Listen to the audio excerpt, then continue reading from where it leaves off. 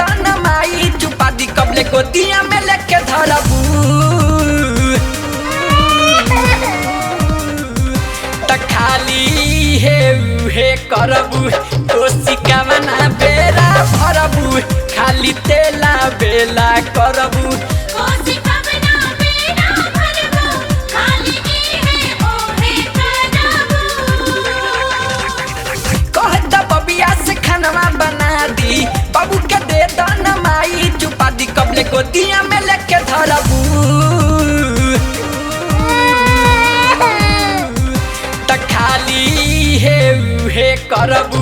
कोशिका बना बेरा भरबू खाली तेला बेला करबू कोशिका बना बेरा भरबू खाली इहे ओहे करबू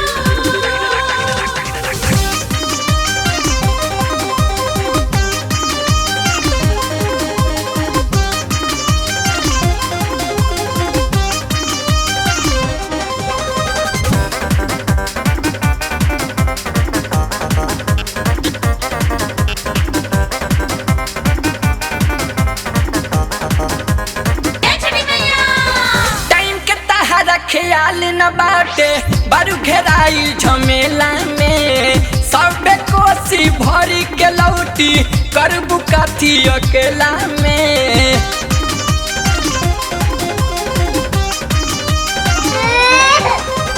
टाइम के तहरा ख्याल न बाटे बारू घेराई झमेला में सबे कोसी भरी के लौटी करबू काथी अकेला में रख दले पानी हम खिसरियाई ढकना में देनी हम दिया सजाई तेल कहाँ बा तू ही नु ढड़बू त खाली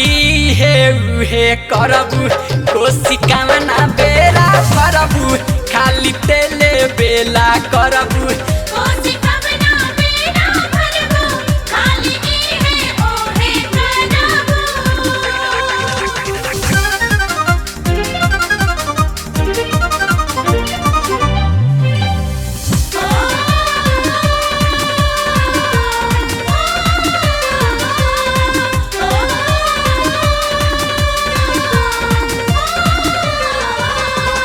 छठी मैया आके अंगनवा करी है नाही वेट हो बतिया तोहरा नाही बुझाला भइल जाता लेट हो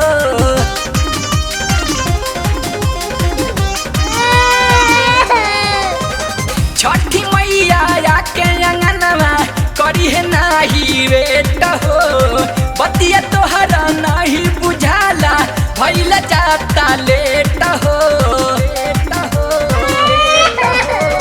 चला गे के करो तैयारी कोसी में दाना तू दिया ना के बारी गीता मुखावा से अपना उचारबू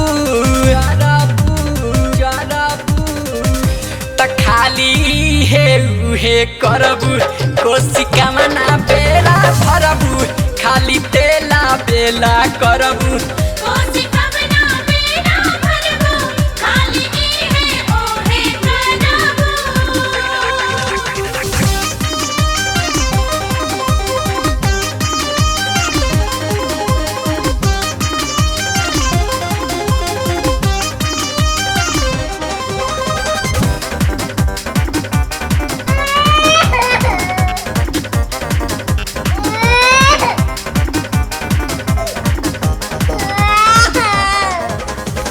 मैया रानी सारा पुरई है कैली तोहरा आस के लिखल गीत के गाना बजा देब गावल बराजा सुबास के